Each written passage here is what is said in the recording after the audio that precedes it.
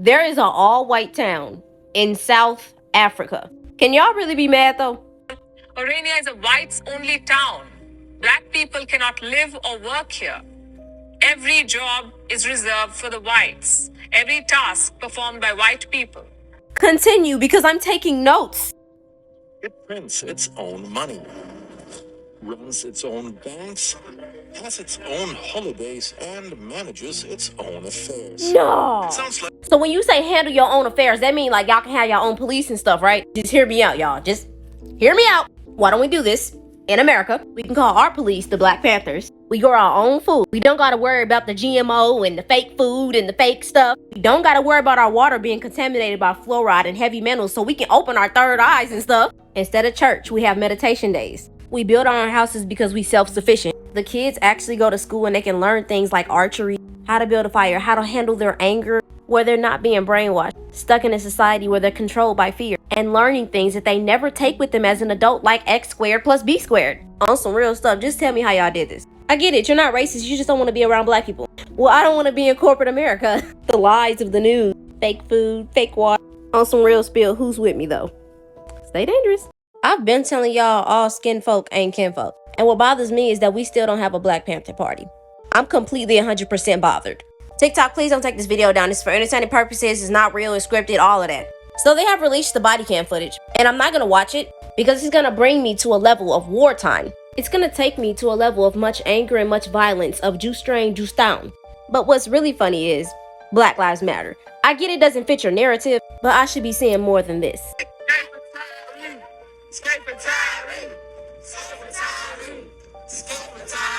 At least we're seeing who really cares.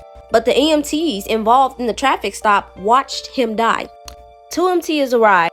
EMTs didn't even do the bare minimum, so they have been fired. He could have lived if EMTs followed the standard medical care practice. And I'm gonna let y'all know, as a person who grew up in a city where there were a lot of shooting, I have seen literal people on the verge of joining the other side, and the EMT ambulance were sitting across the street while this person is losing life, just parked. Just a question, how much more do y'all need to see in order for y'all to get this back cracking? It's time to bring back the Black Panther Party. It's time to buy land and build our own towns again. What bothers me is that y'all get angry at the police when it's their job, because they are originally slave patrol, to abuse authority, to manipulate the rights against you, and y'all continue to want to stay in this system. They're gonna keep illegally entering our homes.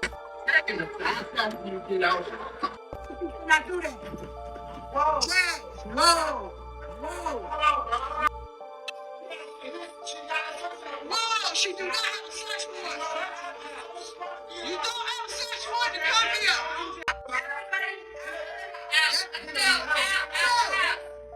They come to your door, your house, demanding to come into your house on some Emmett Till stuff and tell you to get out of your own house, breaking these laws that they apparently abide by. These are these officers, and y'all real life still living in this system. They're doing what they're supposed to do. It's the same thing with a job. People are going to do things to you that you allow. And for years, y'all have allowed everything to happen to us. Y'all let me know where. I'm starting to think, dude, I need to start it up or something. Y'all want to know why I keep saying stay dangerous? This is why. And what's funny is y'all think just because y'all joined the military, you have security. You're safe. You can't go missing. You can't be subjected to the same thing police do to regular citizens. Specialist Corporal, what are you? I'm a lieutenant. Get out of the car. I'm honestly afraid to get out. Can I? What's going on? I done already told y'all about them slave patrol badges. I'll just be here waiting for y'all though, to speak to my fellow melanated beings. It's time to talk about the elephant in the room. For centuries, medical institutions have ignored the specific biochemical makeup of beings who have melanin in their skin. Why would they tell us anything that's going to help our health? It is said that the sun's UV rays is harmful to the skin. Melanin protects it from the sun. The more we sit out in the sun, the darker we get. Just like solar panels absorb the sun for energy, we do the same thing. Before I go deeper, this video is for educational purposes. It's not real and it's scripted. The way they define the relationship between melanin and the sun is crazy to me. Like the sun is so harmful that they need to cover it up and make all these fake clouds in the sky. The study of health has always been in the benefit of the opposite shade.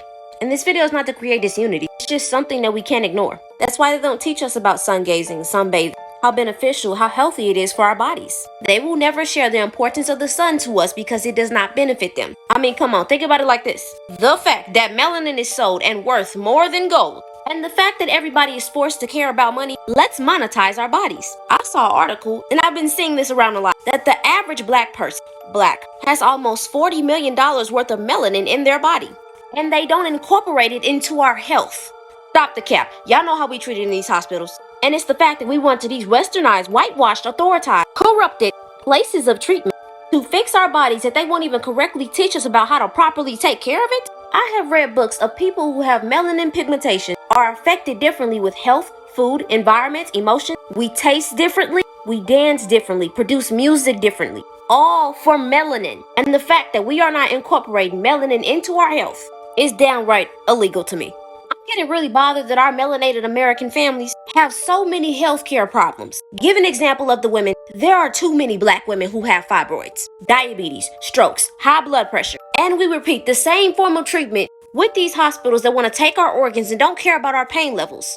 And the fact that I want to say that health has never been just physical. Everything is operating off money. It's not operating off of the evolution of people, the evolution of our minds, our spirits, our bodies, our souls. But you do know what's going to keep evolving? These corporations, pharmaceuticals, electronics. We all know our health is not taken seriously. And if y'all don't think we absorb the energy from the sun, how is it that I went to Florida on some real spill? I'm not finna expose myself, but I have pictures of my skin literally way darker than what my skin looks like now. Matter of fact, every time I go in the sun and I lift up my shorts, my leg is always looking like this. But then it turns back to my original color. Where did all that conducted, energized melanin go? You feel me? So when are we going to change the way we look at our healthcare as melanated beings? Y'all stay dangerous. And I didn't close the blinds because it's nighttime. Yes, I needed to make this video right before I go to sleep.